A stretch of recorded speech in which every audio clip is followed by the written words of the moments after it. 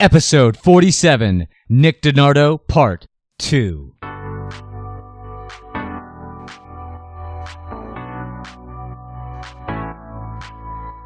Welcome to Creative Success. Fueling success with creativity. It's the Creative Success Podcast with Tanner Gears. Designed to build inspiration for life. Delivering the messages and ideas for today. And I'm Tanner Gears. What can we create together today? In this episode, creators, this is part 2 of my talk with Nick DiNardo, adversity expert, coach, podcaster, author, and my good friend. I really appreciate how vulnerable Nick gets on both parts of these episodes, and it's clear he's about one thing: service. He's here to serve you and all so you can step into your creative success. Hi, this is Derek Koa from passionblueprints.com, and you're listening to the Creative Success Show with Tanner Gears. Thanks, Derek, for that awesome introduction. And today's episode, creators, is brought to you by HostGator.com. Isn't it about time that you got online? With HostGator's one-click WordPress installs, drag and drop website builders, and that 45-day no-questions-asked money-back guarantee, your go-to option, HostGator.com. Use Tanner at checkout and get 40% off your entire hosting package, or just going to HostGator.com/Tanner. Creators, this was one of the best conversations I've had all year. And it's kind of funny since I just started the podcast this year, but it has been one of the greatest conversations I've had across the podcast. Nick DiNardo gets so vulnerable. He's so open on this episode, and I could not appreciate that anymore. We talk about his mom and the purpose, the choice that she had to put her kids first, to put Nick first, how they developed the relationship beyond the meltdown, and so much more. Creators, this is definitely going to be an episode you will want to share. Nick shares so much, gets so vulnerable, and all the links to connect with Nick will be on the complete show notes page at creativesuccessshow.com/47. Creators, definitely lean in, tune in, sit down, and enjoy. There's a good reason why I broke it up into 2 parts, and here is part 2. Getting back to what you were saying about your mom and recognizing what her purpose is. And creators, I think that we can get comfortable with where we're at. We enjoy life as it is, and why should we push ourselves to change? And I think purpose, when you really find what that is for you, you can really change anything. It becomes a choice, and your mom made the choice to put you first. I think that had to be pretty substantial. Absolutely. Make you feel pretty good about yourself. How do you call on that? I mean, how has that influenced you? I can only imagine how it's influenced you as a young father, as a husband, as a person. Tell me a little bit about that. Yeah, so one of my favorite books of all time is Man's Search for Meaning by Viktor Frankl. Okay. Who, you've probably read that book, but it's you want to talk about purpose and what Viktor Frankl found. I mean, he was a student of the traditional psychoanalytic Freudian school, and he went and he was actually writing a book at the time, or thinking through what a book potentially could be, and then he lost his whole family during the Holocaust. And he was in one of the Auschwitz concentration camp, I believe. That was the concentration camp. And anyway, what he found out by observing the guards and the people in the concentration camp and himself was that it wasn't the strongest that survived. It was the people that had the strongest sense of purpose in their life, whether it was family or friends or things that they wanted to provide to the world. Like him, he had this book that was now just ready to come out that he wanted to write. And he ended up surviving and being a huge influence on people. There's been over 10 million, I think, copies of that book around, and he becomes this renowned guy. But anyway, I think that speaks to the strength of purpose. If we're comparing it, if he can go through that and come out of it with that sort of, not positive thinking, because I don't necessarily believe in positive thinking per se, but I do believe in trying to find that sense of purpose, because I think it can move mountains if you do it in the right way. And to me, that manifests itself in trying to find my principles. And if it's become more apparent to me with the 3-month-old in the house and trying to be a model for him in who he's going to become and what he may be interested in. Just being principled in my approach, not just going after financial success or my own goals, what I think I want to achieve. It's kind of this balance between what is going to be important to me and being present with the family, and then also kind of pushing, because I think it's that balance, that give and take, that really is what I want to model. It all depends on the person, but to me, that's what I want to model. I came up with a set of, it's almost a manifesto of principles that I wrote a couple months back that I ended up finding in my Google Docs folder. I'm looking at it right now, that I can send to you, but I'll just read a couple of them off. Put yourself in the other person's shoes, number 1. Number 2, think. Number 3, a smile goes a long way. Number 4, be curious. Number 5, stand on the shoulders of giants. Number 6, adversity creates opportunity. Number 7, preparation ensures success. Number 8, do your job. Number 9, serve others. Number 10, be grateful and express it. Number 11, respectfully disagree. Number 12, vulnerability is strength. Number 13, be honest but kind. Number 14, read deeply from good books. That's from John Wooden. Number 15, purpose first, then profit. Number 16, respect the process. Number 17, try not to jump to conclusions, be thoughtful. Number 18, pick up a tab. Number 19, be a mentor and a leader. Number 20, give hugs and kisses. 21, say I love you to those you care about. 22, build your community. 23, have an open mind.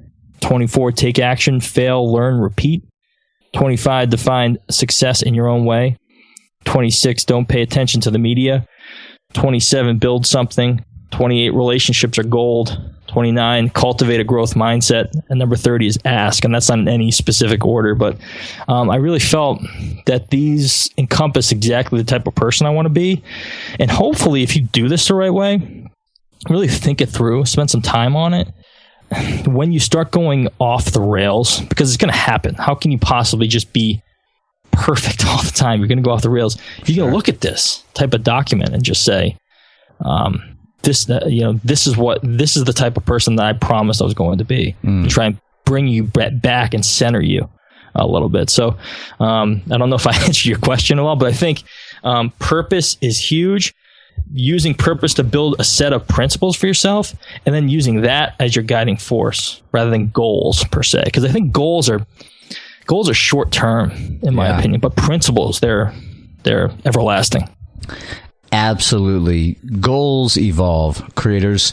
We evolve, and things are going to change. But when we stick to the principles that we stand for, that we will fight for, that's when we can create awesomeness, creative success in our life. And it makes me also think about not being so goal-oriented, but action-oriented in the moment.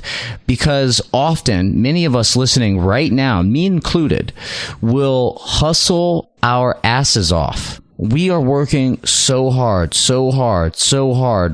day in and day out, day in and day out, and we're working towards this goal. And I think that we can get caught up with that goal and forget about what we're doing and lose the passion for it. That's right. And so, creators, I want to direct you to remember what you're doing and be present in the action of doing it, because that's why you started it anyway, right? Because you enjoy doing it. You have this sense of fulfillment, this purpose of the action that you're doing. And it's funny that you mentioned John Wooden in that list of principles, because in your email signature, you've got love as if you'll die tomorrow. Learn as though you'll live forever, by Coach John Wooden. What does that mean to you? I just think, I think traditionally people will get through grade school, high school, and college and just think that the learning process is done. And I just think that you are starting to die at that point if you stop learning. And to me, that was when I actually started learning. I actually didn't. And I think I read in your bio on your website, Tanner, that you felt this way too. I just never felt challenged, and I don't blame anybody for that. I just wasn't into it. I just wasn't into school. I got fine grades and everything, but once I got my degree, my college degree, all of a sudden I wanted to read. All of a sudden, then I started reading, and I started listening to podcasts over the last 5 or 6 years, and I just consume so much content, sometimes a little bit too much. But I just am constantly wanting to learn from people and learn from the relationships that I have and all that sort of stuff. And I just think that is the best way to be, because if you let your curiosity drive you to ask questions and to just meet people. And I mean, that's how I met you, right? I mean, yeah. I found your podcast on iTunes, and I reached out to you. I just said, hey, big fan of it. I just did a rating review for the podcast. I know how much it means. And we developed a relationship from there. Yes. I mean, that is how amazing is it, the time that we live, to be able to do that. People couldn't do this 20, 30, 40, 80 years ago. So, that's what it means to me. I just feel like learning is completely under your control, and whatever you're interested in, you can find some sort of distribution channel that helps you develop it. I am definitely a lifelong learner, and I can't remember if I shared that on your podcast, Nick, but creators, my mom, as much as I love her, she admitted this to me when we became close in the wake of my accident, that she never read to me as a child. And I thought that would be some kind of, I know, I thought that would be, some kind of like maternal instinct to share information and read to your child, but apparently it's not. And when I was in 7th grade, we were supposed to read The Lost World, and that book was thick. I would rather do calf raises on that book than read it. And so I made it a point, and suffering from ADD severely, I'd read a page, I couldn't remember what I read, I'd reread the page, I still didn't remember what I read.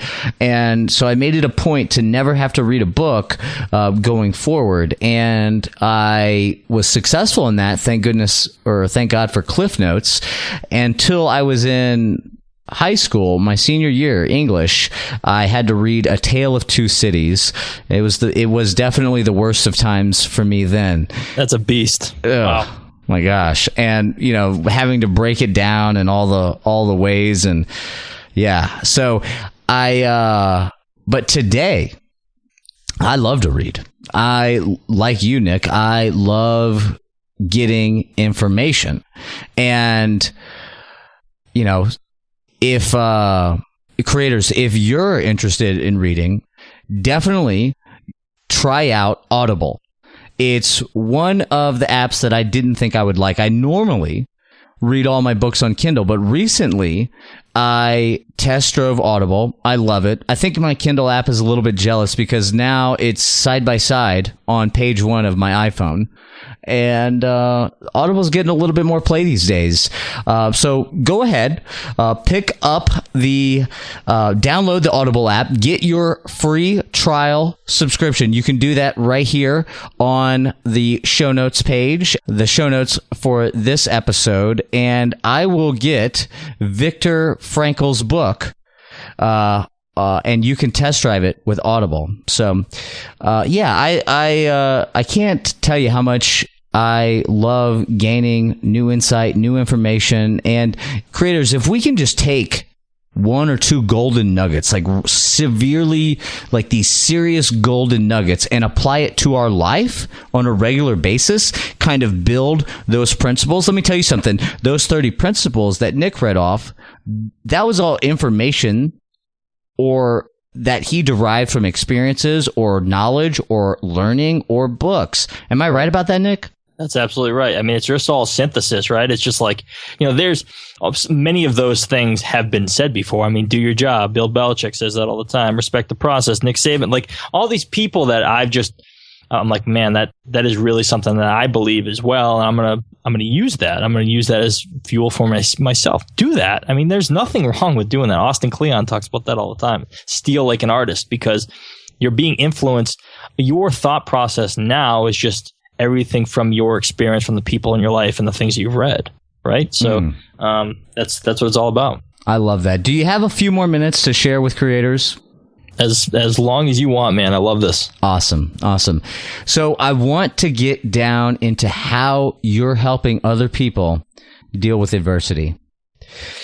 Yeah, so a couple different ways. So I actually, I have the podcast, the Sweet Adversity podcast, where we explore how adversity creates opportunity, and then we try and break down through world-class performers in multiple different disciplines, whether it be as writers, as athletes, as coaches, entrepreneurs, business people. We try and interview them and try and filter out some of the consistent themes that we see in helping people become better and use the struggles in their life, small or large, because it's not just about the groundbreaking things. It's about the day to day as well, and try and use that to their advantage to become better.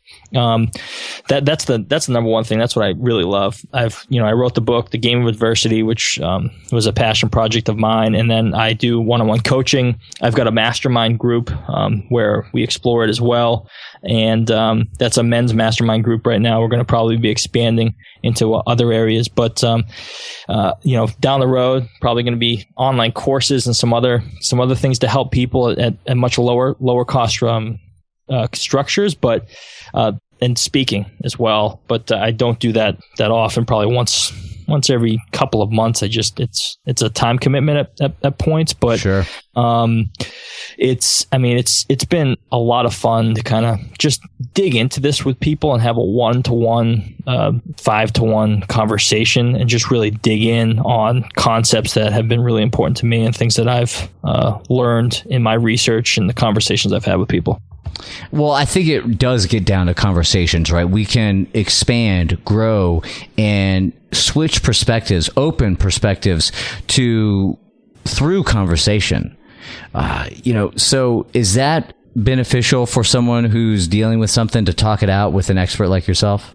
I think it's huge. I mean, one of the things I do on a consistent basis is really invest in myself. So I am in multiple mastermind groups. I have had one-on-one coaches in the past. I'm actually, looking for one at this point, but I have multiple mentors as well. But I go to conferences all the time. I have a specific budget to go to conferences and meet like-minded individuals so that we can potentially collaborate together. I can learn from them X, Y, and Z. So these are things that I think are really, really important. Those who do not have a growth mindset or do not want to develop a growth mindset will not invest in themselves and think it's there's no return on the investment. But I'll tell you right now, there's a definitive return on the investment. I think you can probably attest to this too, Tanner. Absolutely. But, it just makes a difference. I mean, you look at the people at the top level of sport. Let's talk about sports and writing specifically. Everybody has a coach. I mean, anybody who wants to continue to get better has a coach. Pete Carroll works with Michael Gervais. Felix Baumgartner, the guy who, had the longest fall from space onto the earth, had a success coach. These people have people to help them with their mental game because it's 90% of the battle. And that to me is the difference. And that's why I do what I do. And, it's tough because you want to really help the people that don't get it to get it. But a lot of times it ends up being the people that are going from good to great, great to best, rather than the people from bad to average to good. You know what I mean? Right. It's funny how that works, but that's the game. Well, I think it gets back down to that growth mindset. And I hope I don't get hit over the head, because she edits all my podcast episodes. Rosa, I love you, baby. I'm curious to know, do you ever coach or provide adversity tips to your wife or other family members? I find when I love helping other people, I just can't help it. And I'm getting better the more and more and more that I coach other people, is I'm getting better at understanding that even though I know that they need to hear something, right now might not be the best time. And trying to figure out when that is a challenge. And I also think, too, that because there is a personal relationship, because we love each other dearly, that in a way, my words are kind of bouncing on deaf ears. Do you ever feel like that? Is that your wife? Yes. Rosa? Oh, that's cool. It's cool that you guys work together. I struggle with this as well. So my wife, like, if sometimes I just can't help myself, and you're probably the same. Yeah. It's just because we're so close to them, we want them to succeed so bad. And I will just interject myself, and sometimes she does not want to hear it. I mean, I think, oh man, who said this? I think it was a Rich Roll podcast. He's got a great podcast. He was talking about his wife and how men and women, sometimes women, I don't know if this is true scientifically or not, or via evolutionary biology, but he says women sometimes want to have somebody to talk to about their problems, and men want to solve those problems, but women don't necessarily want to solve them. And I think I've tried to remember that, because sometimes my wife, when she's talking about her issues, she doesn't want to sit down and let's write down all these things and see how we can take action on them and figure it out. Like, she just wants to talk about it. That's all she wants to do. Right. And that's okay. But I'm trying to find better ways to help her with it. And it's more roundabout rather than direct.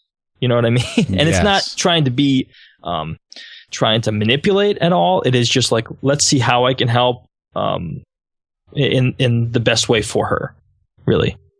Yeah, well, I totally understand what you mean about that manipulation thing, but as you know, everybody learns differently, everybody grows differently. Yep. And so understanding and finding the opportunities when to interject certain phrases or points or ideas because I felt like that, may feel a little manipulative, but in actuality, it's just a different way than you or I might need to hear something. That's a great point, man.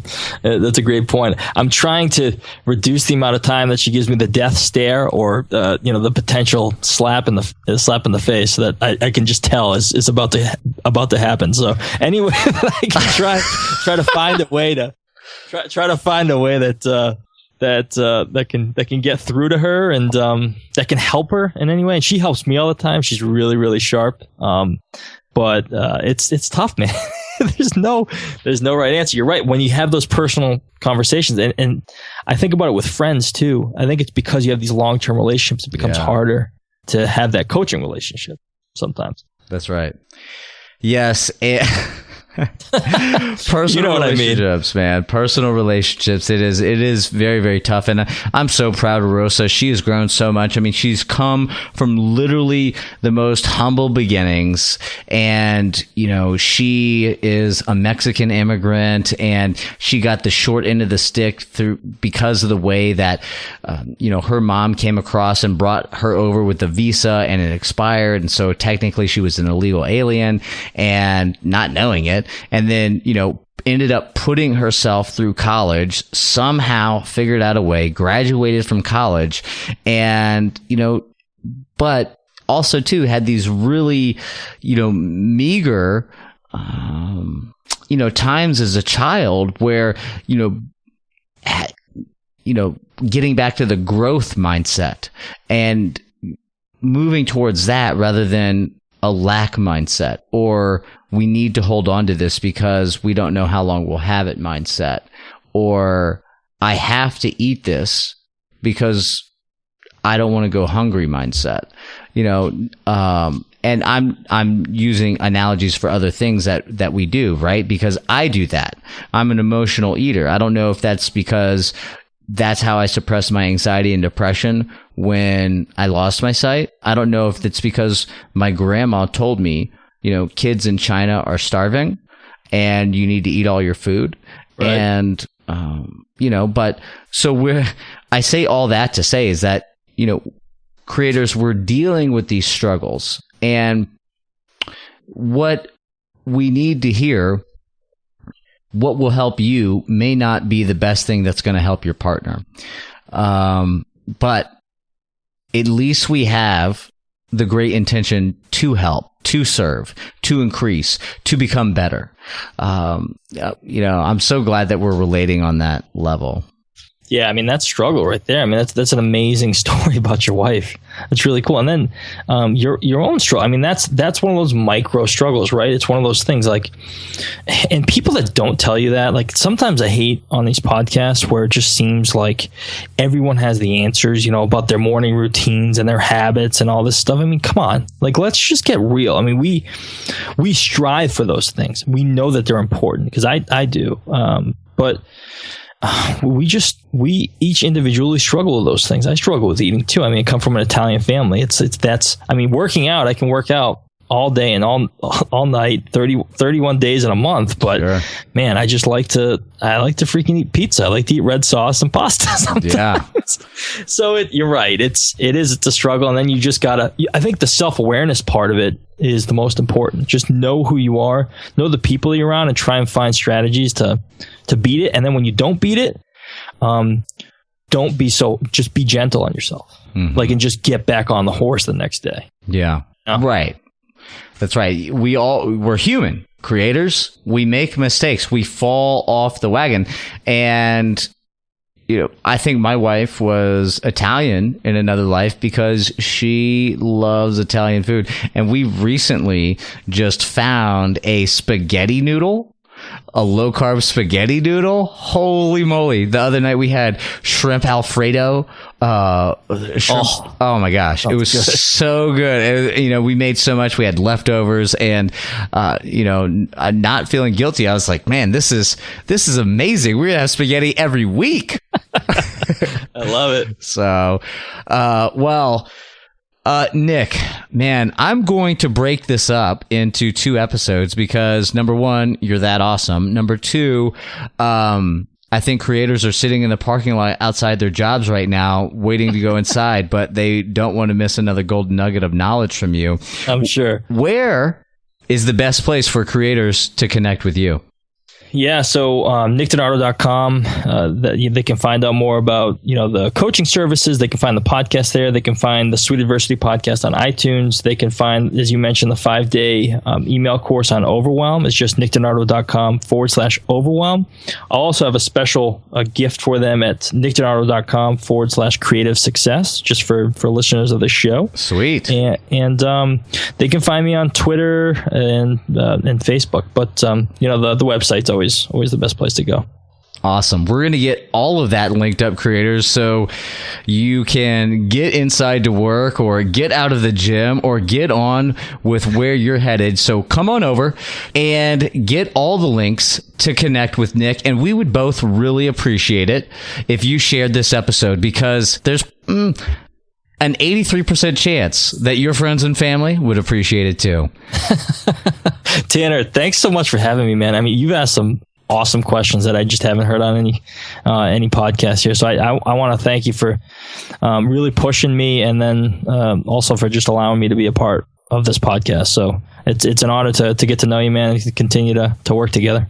I look forward to that. And thank you, Nick, for showing up with such presence and poise and leadership and being honest about life.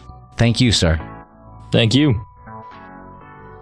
Wow, Nick, thank you so much for coming on again and sharing your wisdom, sharing your knowledge, sharing how vulnerable you are and how open and honest you are. Creators, if you need someone to help you get through right now, get over the adversity and step into your greatness, I highly recommend reaching out to Nick. See what he can do for you. See how he can help you step into your creative success. Creators, we would really appreciate it right now if you shared this episode. Share it to Facebook, share it to Twitter, share it to wherever you like to share on social, and make sure that your friends, your family, your followers know about this great content and this great man, Nick DiNardo. We really appreciate it. I really appreciate you spending time with me here again on another episode. And until next time, creators, I am Tanner Gears, your partner in adversity and creative success.